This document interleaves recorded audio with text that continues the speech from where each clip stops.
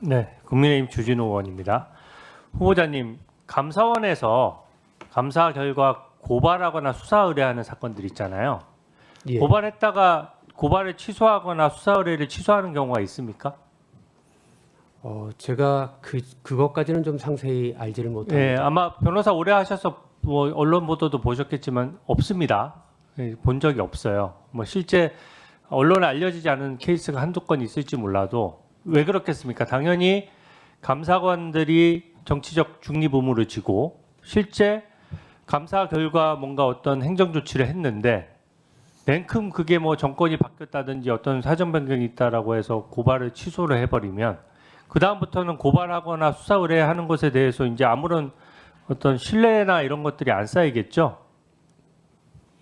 원칙론을 여쭤보는 겁니다. 네, 뭐 선례가 있는지는 제가 잘은 모르겠고 재심의 과정이 있어서 그와 관련해서 또 다루어질 수 있는지는 제가 정확히는 좀 알기가 어렵습니다. 제가 오늘 서해 공무원 피격 사건 관련해서 속보를 보고 이거 질의를 안 할 수 없어서 하는데요.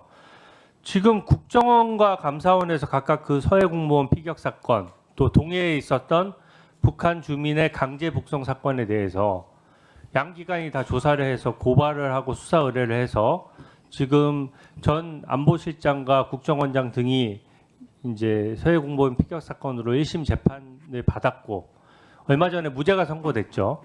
네, 알고 있습니다. 근데 지금 1심 무죄일 뿐이거든요.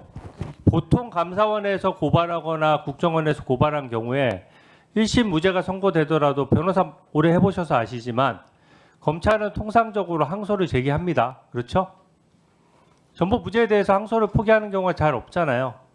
예, 뭐 그러한 그런 걸로 알고 관례가 계시죠? 있는 예. 것으로는 알고 있습니다. 근데 지금 국정원에서 오늘 지금 방금 발표한 걸 보니까 서해 공무원 피격 사건의 국정원 고발을 취소를 해버렸어요. 저는 이게 매우 문제라고 생각합니다. 국가기관이 정권이 바뀌었다라고 해서 기존에 다 조치했던 것들을 다 무위로 돌린다 그러면 이제 정권 바뀔 때마다 권력을 잡은 쪽은 면책이 되는 거예요. 제가 왜 이 말씀을 드리느냐?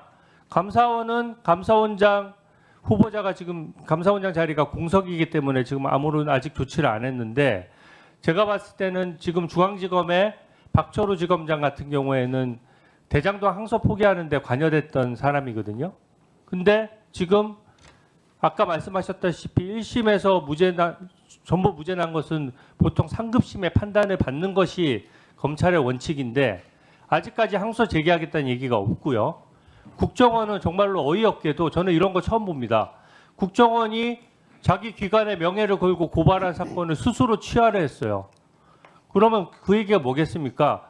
감사원에 대해서도 뭔가 오더가 떨어질 수 있다는 우려가 듭니다. 그래서 감사원에 대해서도 그 서해 공무원 피격 사건이나 동해 북한 주민에 대한 강제 북송 사건에 대해서 이미 조사한 결과를 뒤집기 위해서 다 고발 취하하라 이렇게 지시 내지 요청이 올 수 있는데 우리 후보자는 어떻게 생각하십니까?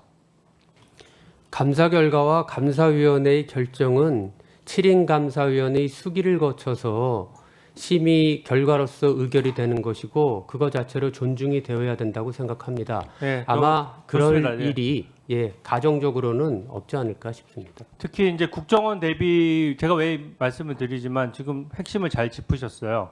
감사원은 감사원장 혼자서 하는 게 아니라 감사위원회를 거쳐서 감사위원회의 의결을 통해서 고발을 하거든요.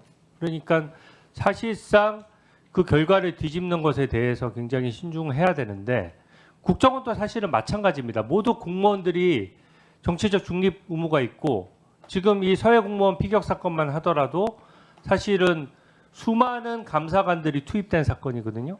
그러면 위에서 한두 명이 지시한다라고 해서 그 감사관들이 따를 일도 없고 개별 실무하는 감사관들에 대해서는 그 업무의 공정성에 대해서 후보자로서 신뢰하고 있습니까?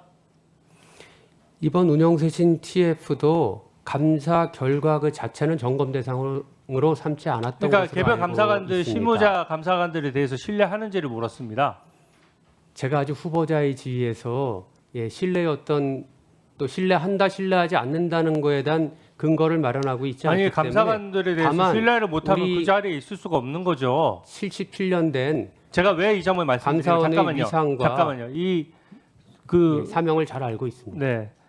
이 운영쇄신 TF라는 것도 결과적으로 정권이 바뀌면은 이런 거 만들어서 기존 감사 결과를 다 뒤집으려고 하는 게 반복되면 지금 아까 후보자께서 말씀하셨던 감사원의 정치적 중립과 독립이 가장 먼저 흔들리는 겁니다. 거기에 대해서 감사원장으로서 확실하게 정치적 중립을 지키기 위해서 운영쇄신 TF도 이 운영 과정에서 기존 감사 결과를 뒤집기 위한 정치적 의도가 관여되면 안 된다고 보는데 어떻게 보세요? 위원님께서 감사원은 직무상 독립성과 정치적 중립성을 반드시 지켜야 한다라는 말씀을 하시는 거 꼭 유념해서 그 원칙에 어긋남이 없도록 감사원을 이끌도록 하겠습니다. 개인 신상과 관련해서 하나만 좀 확인할게요. 지금 서초동 아파트의 전세 5억 원에 지금 살고 계시는 거 맞습니까? 맞습니다. 네.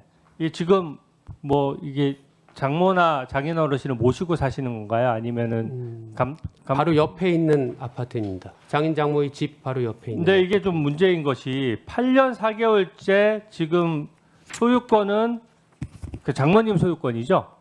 예, 장모가 소유하고 있는 아파트. 근데 이 가족 간에 일어나는 부분인데 변호사라서 더 잘 아실 겁니다. 가족 간의 거래라고 하더라도 통상의 기준에 맞아야 되는데 지금 8년 4개월째 전세 5억 원으로 동결이 돼 있어요. 근데 인근 시세는 전세가 다 지금 9억 10억입니다. 확인해서 아실 겁니다. 네. 그러니까 뭐 옆동에 산다라고 해서 이게 지금 증여세 이슈가 없을 수가 없는 거거든요. 이거 증여세 납부는 따로 안 하셨죠? 했습니다. 따로 했습니까? 임명동이 요청하기 전에 증여세 논란에 대해서 의심을 받지 않기 위해서 그러면 지명 후에 이제 그것을 납부했다는 얘기입니까? 네, 지명 후에 임명동이 전에 얼마 납부하셨습니까? 한 1,300만 원 가까운 1,200만 몇천 예.